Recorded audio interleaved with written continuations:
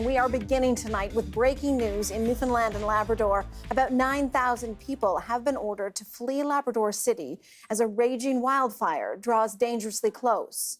These are the flames currently threatening the community. Local officials say that they are expecting additional resources from New Brunswick to help fight the fire.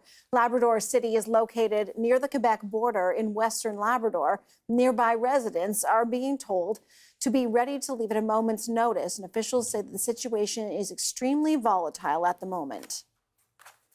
We are seeing extreme fire behavior out there.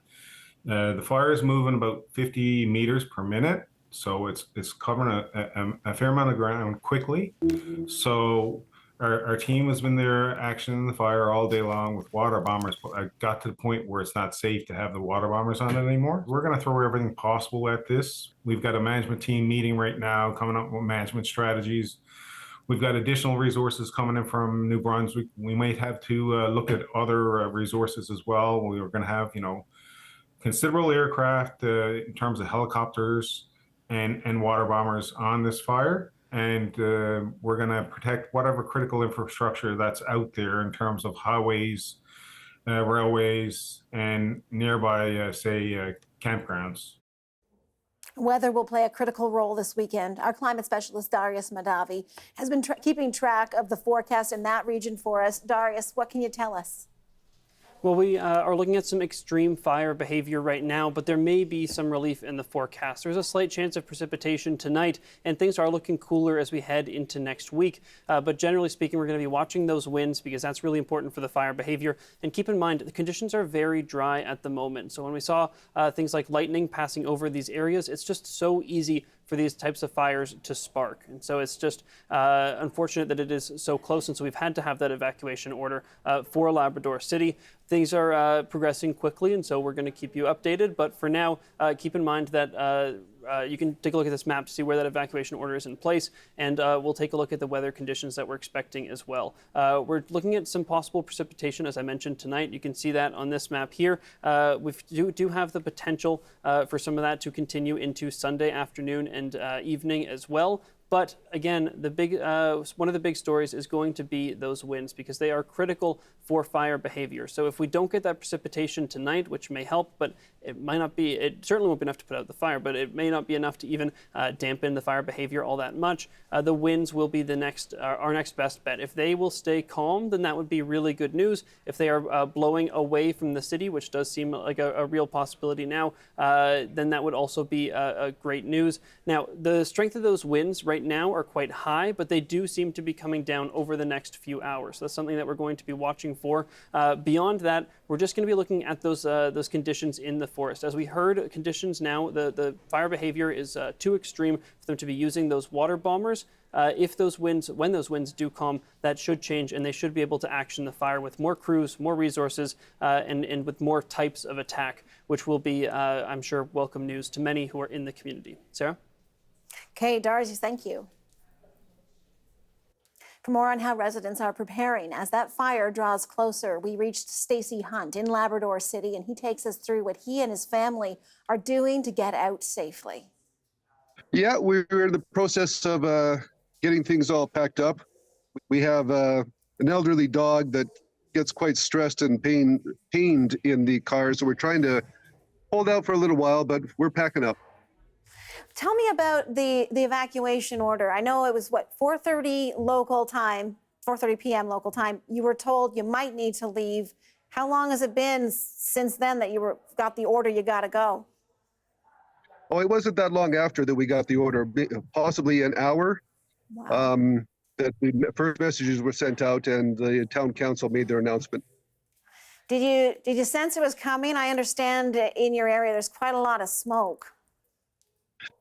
There is a lot of smoke. Most of the smoke is to the north and the west of us, and the original fire, as far as I've heard, was going to the north and west.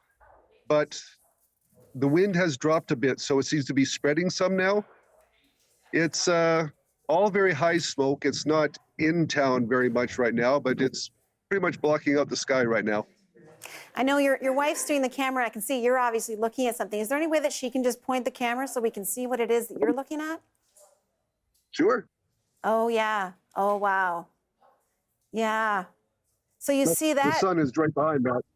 Yeah. When you see that, I mean, what went through your mind? Were you surprised an evacuation order came? When I first saw the smoke, it was kind of a shock because we didn't hear anything about it on social media or radio or anything. I opened up the door to take the dog outside and immediately called Heather and said, "You've got to come and see this. There's something going on over here." So it was quite the shock to see that much smoke. And it's been in pretty much the same place for 4 hours now. It's Yeah. darker though.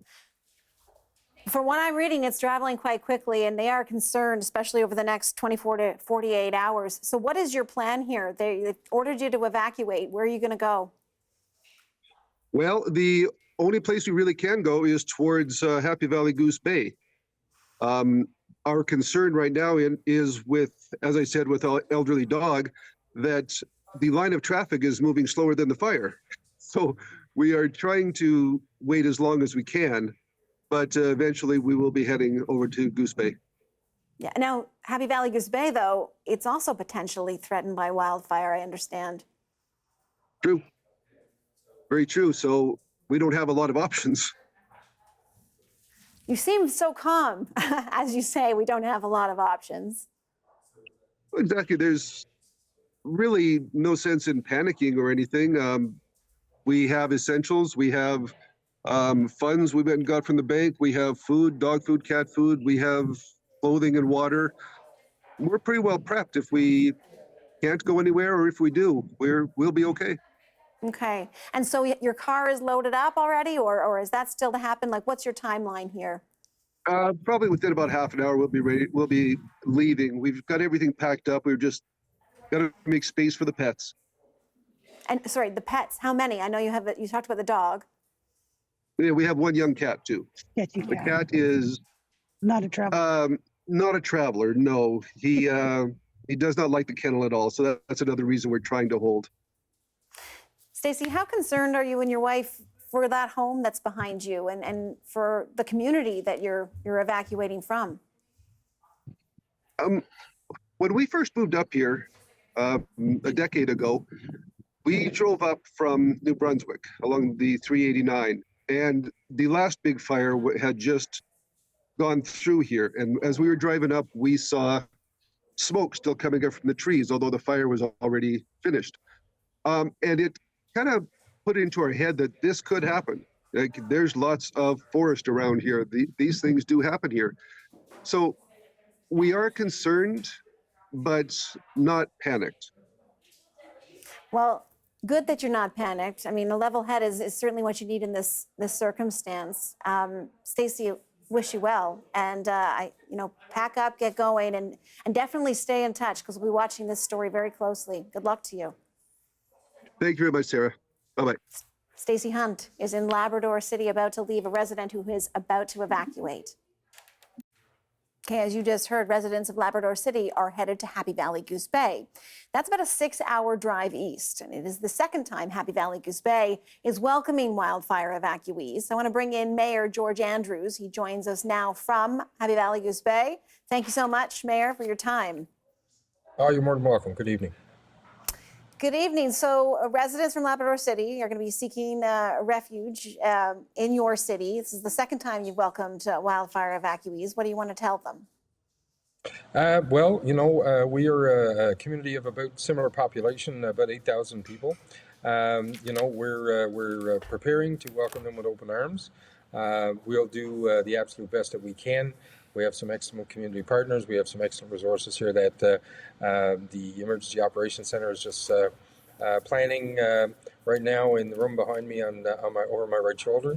And they're putting all the plans in place that we'll meet, we'll register, and then we'll do the best we can to accommodate all the folks, including folks like Mr. Hunt, because we have an extremely valuable community partner at the SPCA, and they'll do everything they can as well to help and assist. You also have a lot of experience doing this, given that you had residents from Churchill Falls very recently with you for about a 2-week stretch of time. Do you think you have enough room based on that experience? Do you have enough room for everybody from Labrador City? Well, I mean, it is a community of similar population. There are people, I'm sure, that will go to some of the cabins that they have. They'll choose other destinations.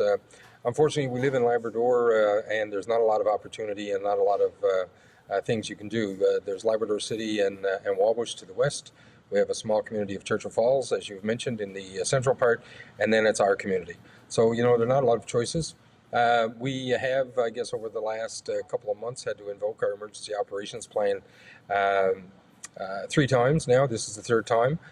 So, it's been a busy summer. We've been planning, we've been exercising those plans. And like I say, I'm sure we'll do the absolute best job that we can. We have an incredible resource here, an airport, a port. We're so pleased to be, we have our defense establishment here on 5 Wing Goose Bay, who's a crucial community partner. So, they assist and help where they can, and they're in the room with the rest of our community partners this evening. So we'll do our absolute best job that we can, and, because tomorrow it could be us. Well, I want to ask you about that, Mr. Andrews, because I was reading that the last couple of days have been very busy in terms of new wildfire starts and wildfire activity in Labrador, and Happy Valley-Goose Bay is also threatened by, I think, we would call in BC a wildfire of note, some substantial wildfire activity. How concerned are you for your own community with these wildfires so close? Well, we had some lightning go through the other evening and started a small fire. It's a ways away from our community. You can smell the smoke. The smoke is heavy around. You can see the hills are quite blue and hazy. You can smell wood smoke predominant in our community this evening. We actually had 2 local small fires that our fire department had to put out today in the community. So it, we live in the middle of the boreal forest. We're not used to this, but we've been through this before. The weather conditions are, very hot. It's 30 degrees here today and has been for, a period of time. We've had very little precipitation. The ground is dry. Your grass and your lawn crunches underneath your feet. So, every time I hear the siren go off in our town, whether it's, what I think is the police or the fire truck, I get stomach sick. And that's the way it is. And when I see it's the ambulance going down the road, I kind of sigh a little sigh of relief. But, we do what we can, and we just, I hope the weather, plays a part, and we do receive some of the rain. But in realistic terms, we've been dealing with this for several weeks now, this type of weather. So it's always in the back of your mind. Yeah, no, I have no doubt.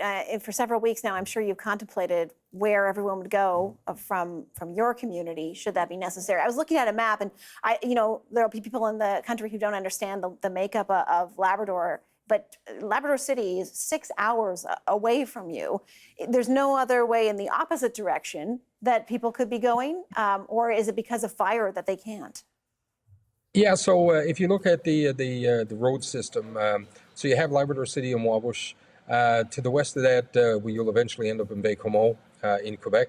A lot of that road is, about 200 kilometers of that road is still dirt. You still can make good timing, but it is again through a slower means, I guess, in terms of trying to evacuate.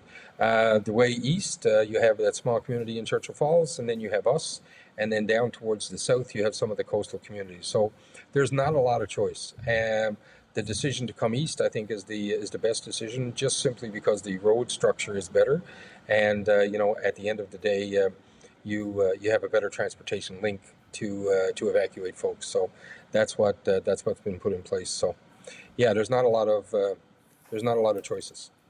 Not a lot of choices. Well, we wish you all well, and we hope that this evacuation goes smoothly, and that you're able to do for the people of Labrador City what you did for the people of Churchill Falls. George Andrews, thank you so much for your time.